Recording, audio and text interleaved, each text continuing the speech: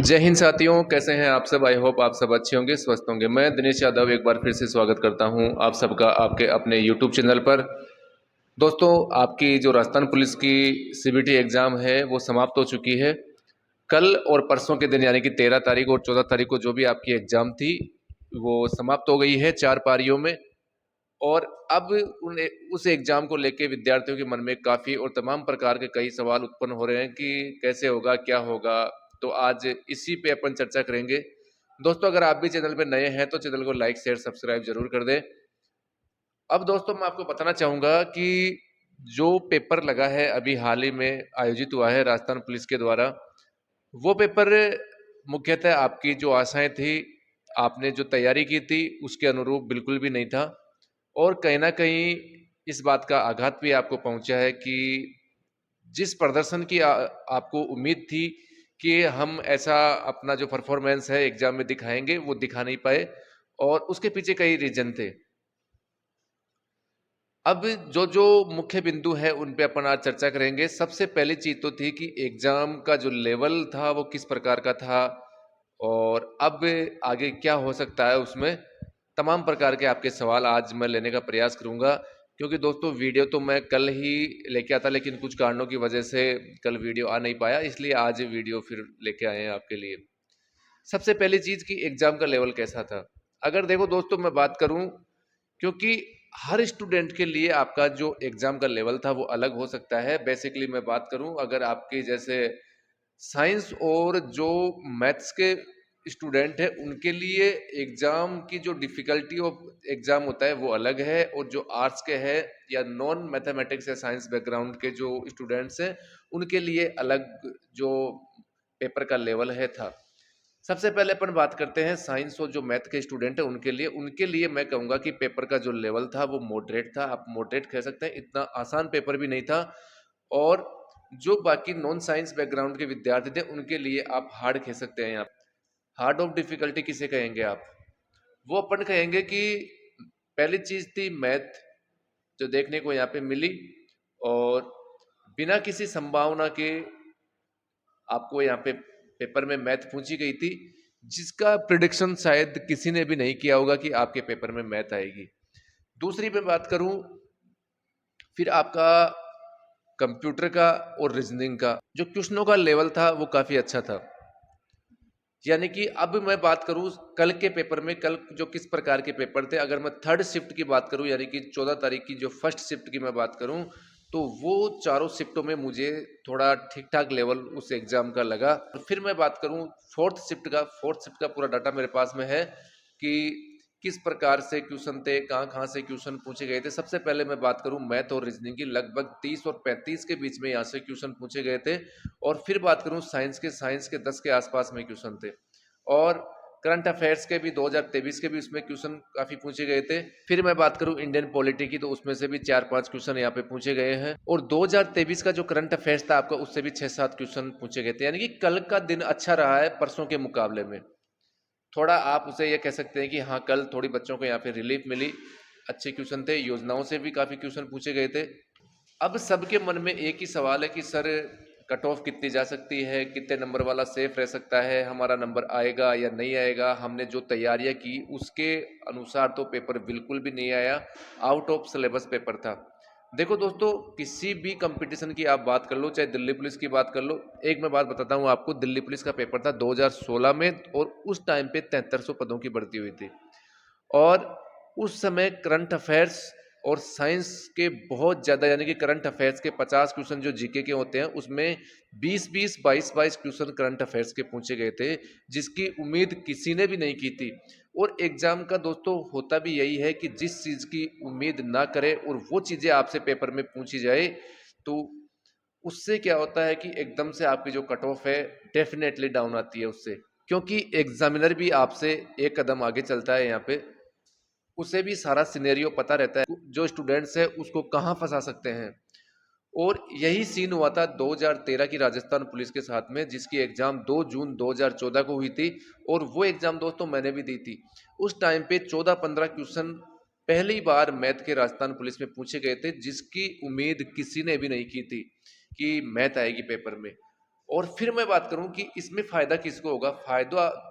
फ़ायदा दोस्तों उस कैंडिडेट को हुआ है जिसने एसएससी की तैयारी की या और किसी कंपटीशन की तैयारी पहले से कर रखी थी, या किसी और कंपटीशन की जिसने तैयारी की जिसमें मैथ आती हो, चाहे आपकी एसएससी जीडी हो, चाहे एसएससी हो, चाहे आपकी और अदर कम्पिटिटिव एग्जाम्स हो, चाहे रेलवे हो।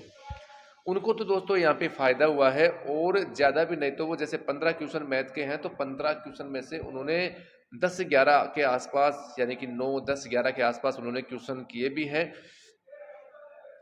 और नुकसान ज्यादा हुआ जिन्होंने कभी मैथ पढ़ी नहीं, कभी देखी नहीं, सबसे ज्यादा नुकसान उनको यहाँ पे हुआ है।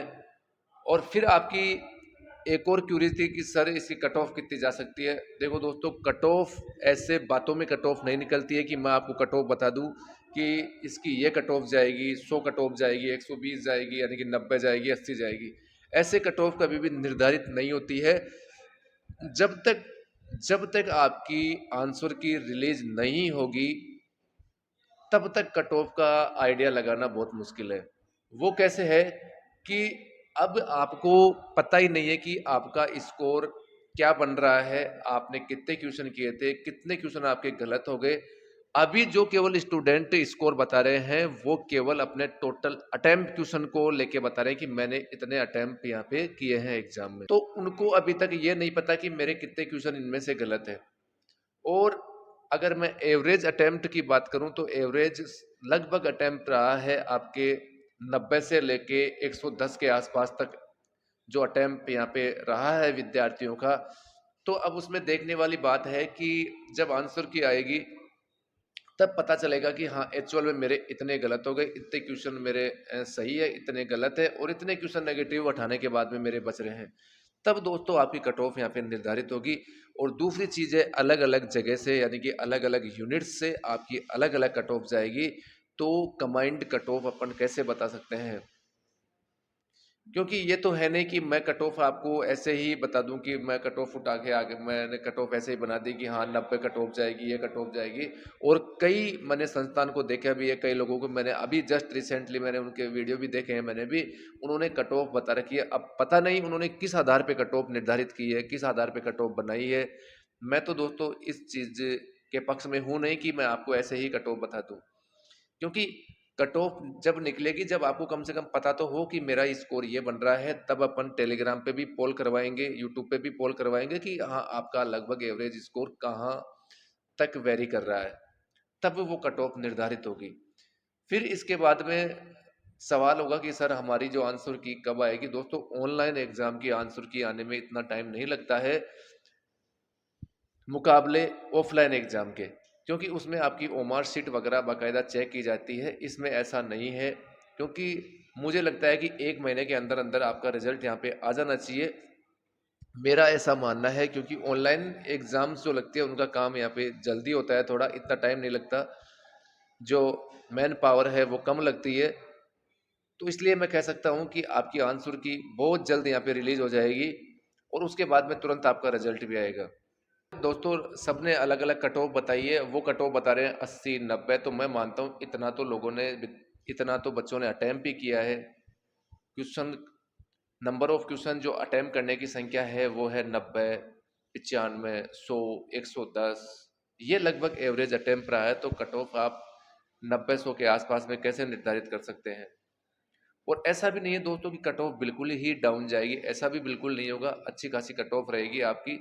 जो आप सोच रहे हैं वैसी कट ऑफ भी इतनी कम भी नहीं जाएगी, क्योंकि एक विद्यार्थी नेचर रहता है कि कट ऑफ जो भी यूट्यूब पे कट ऑफ बताई जाए वो हमारे नंबरों से 1-2 नंबर ही अगर डाउन बताई जाए तब तो अपन खुश हो जाते हैं।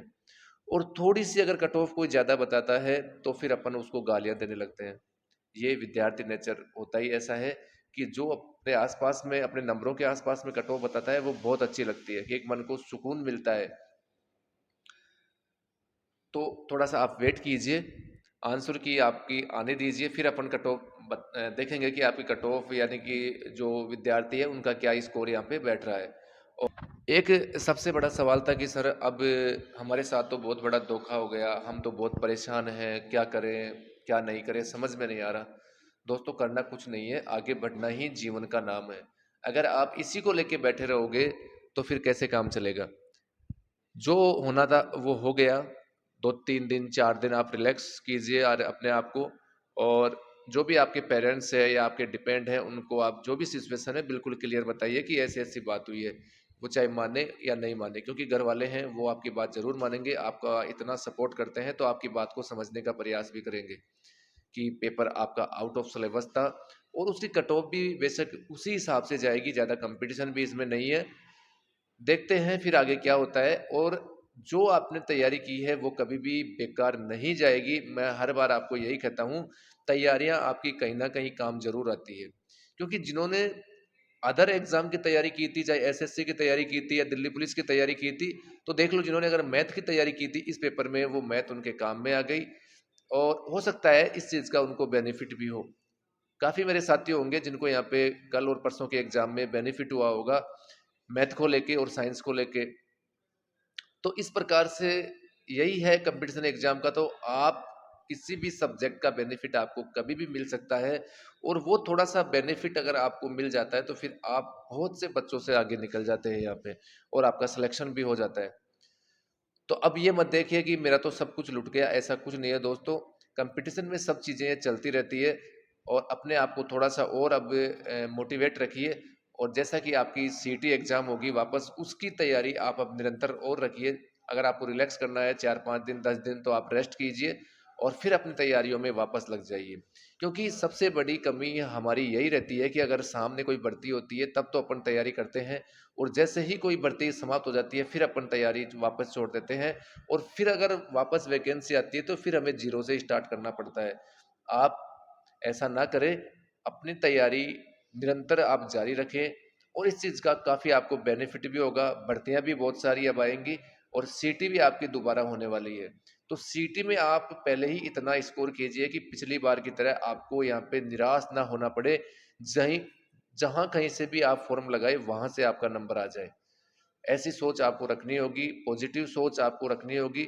इसीलिए मैं आप सबसे पुनः कहना चाहूँगा कि अपनी जो पढ़ाई है उसको निरंतर जारी रखें, और इस पे मैं एनालिसिस कर रहा हूँ आपके पेपर को लेके कि आपकी कट ऑफ किस प्रकार से बनेगी, क्या बच्चों का स्कोर है। स्कोर भी मैं मालूम कर रहा हूँ बच्चों के कितने कितने स्कोर बन रहे हैं। लेकिन अगर आपके पास में ऑफलाइन जैसे पेपर मिलता तो आपको आइडिया लग जाता है कि मेरे कौन कौन से क्वेश्चन गलत हैं, कौन से मेरे सही है। तो जब तक आपकी आंसर की नहीं आती तब तक ऐसा पता करना काफ़ी मुश्किल है। ठीक है दोस्तों, आज के लिए इतना ही। मिलते हैं नेक्स्ट वीडियो में। जय हिंद, जय भारत।